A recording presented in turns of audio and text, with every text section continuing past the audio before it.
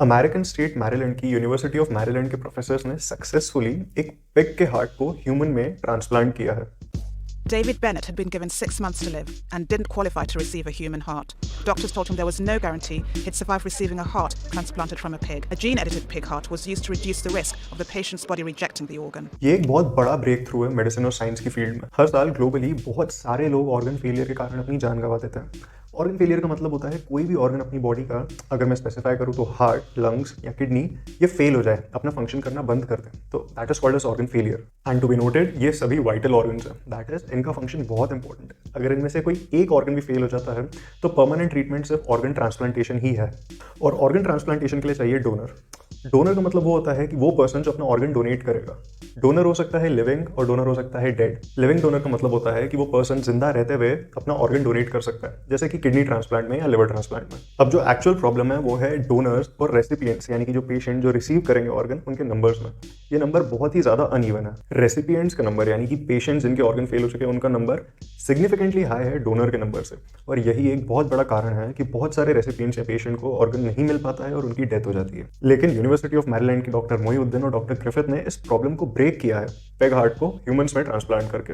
University of Maryland में ये जीनो transplant, यानी कि दो अलग स्पीशी के बीच में ऑर्गन एक्सचेंज कैसे हुआ, ये जानने से पहले हम ये समझ लेते हैं कि ऑर्गन ट्रांसप्लांटेशन कैसे होता है। What is the basic organ transplantation?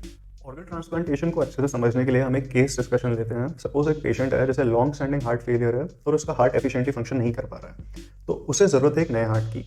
इस पेशेंट को इसका डॉक्टर, जो कि कार्डियोलॉजिस्ट है, वो एनरोल करता है ऑर्गन रेसिपिएंट्स की लिस्ट में। अब इस लिस्ट का अपना वेटिंग टाइम होता है, बहुत सारी कंडीशंस पे डिपेंडेंट, पेशेंट की एज, पेशेंट की फिजिकल हेल्थ, पेशेंट की मेंटल हेल्थ, पेशेंट की हैबिट्स, और वेटिंग टाइम कभी कभी महीनों से साल भर तक चला जाता है। अब इस लंबे ड्यूरेशन में हो सकता है पेशेंट की कंडीशन काफी बिगड़ जाए या वो पेशेंट रहे ही नहीं जिंदा। बट लकीली अगर उसे कोई डोनर मिल जाता है तो वो हार्ट डोनर की बॉडी से एक्सट्रैक्ट किया जाता है और उसे ट्रीट किया जाता है केमिकल्स में। बाय द टाइम रेसिपिएंट की बॉडी को प्रिपेयर किया जाता है डोनर हार्ट एक्सेप्ट करने के लिए। डोनर हार्ट रेसिपिएंट के लिए फॉरेन है। जब डोनर हार्ट को इम्प्लांट किया जाएगा रेसिपिएंट की बॉडी में, तो रेसिपिएंट की बॉडी इम्यून रिएक्शन ट्रिगर करेगी, वैसे ही जैसे किसी बैक्टीरिया या वायरस के अगेंस्ट ट्रिगर करती है। और वो चाहेगी कि इस हार्ट को मैं किल कर दूं, क्योंकि ये फॉरेन है, ये मेरी बॉडी में बिलोंग नहीं करता, ये किसी और की बॉडी का है। इस प्रोसेस को कहते हैं ऑर्गन रिजेक्शन, और ये फेजेस में हो सकता है। हाइपर अक्यूट यानी कि कुछ मिनटों से घंटों में, अक्यूट यानी कि कुछ दिन से हफ्तों में, और क्रॉनिक यानी कि महीनों से साल में। और इस रिजेक्शन से बचने के लिए हम यूज करते हैं हाई डोज इम्यूनोसप्रेसेंट्स, यानी कि इम्यूनिटी लोअर करनी है रेसिपिएंट की, ताकि उसकी इम्यूनिटी अटैक नहीं करे नए हार्ट को। एंड ट्रांसप्लांट के बाद भी पेशेंट इम्यूनोसप्रेसिव ड्रग्स पे रहता है, और इसीलिए पेशेंट को एक कैटेगराइज किया जाता है कैटेगरी में, जिसे कहते हैं इम्यूनो कॉम्प्रोमाइज कैटेगरी, यानी कि इस पेशेंट की इम्यूनिटी लो है। और ये बहुत सिंपल है समझना कि अगर आपकी इम्यूनिटी लो है तो आपको दूसरी diseases, viral illnesses, bacterial illnesses, infections बहुत ज़्यादा होने के चांस है। और इनफैक्ट चांस ज़्यादा होने के साथ साथ सिवियरिटी ऑफ डिजीज भी जो होगी वो इन पेशेंट्स में काफ़ी ज़्यादा होती है। अब ये जो मैंने आपको प्रोसेस समझाई, इसे कहते हैं एलोग्राफ्टिंग। एलोग्राफ्टिंग मतलब सेम स्पीशी के बीच में ऑर्गन का ट्रांसफर, एक ह्यूमन से हार्ट लेके एक ह्यूमन में ही इम्प्लांट किया।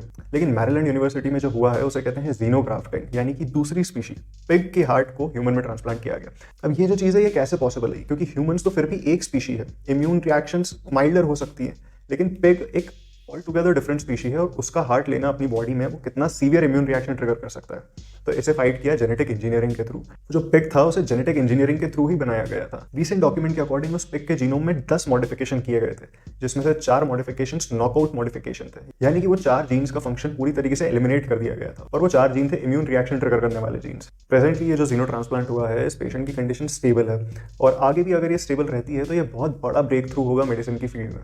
हम वो सब चीज़ें एलिमिनेट कर पाएंगे जिन कारणों से हम पहले ट्रांसप्लांट नहीं कर पा रहे थे, जैसे कि लंबे वेटिंग आवर्स, जैसे कि रेसिपिएंट की ससेप्टेबिलिटी एक्सेप्ट करने के लिए, जैसे कि हाई इम्यून रिएक्शंस, रिजेक्शंस, वो सब चीज़ें जेनेटिक इंजीनियरिंग से एलिमिनेट की जा सकती हैं। तो आई होप ये वीडियो आपको इन्फॉर्मेटिव लगा होगा। अगर हाँ तो सब्सक्राइब का बटन दबा देना, एंड मोस्ट इंपॉर्टेंटली ये वीडियो शेयर जरूर करना। क्या पता अनोइंगली एक ऐसे इंसान के पास पहुंच जाए जिसे इसकी जरूरत हो।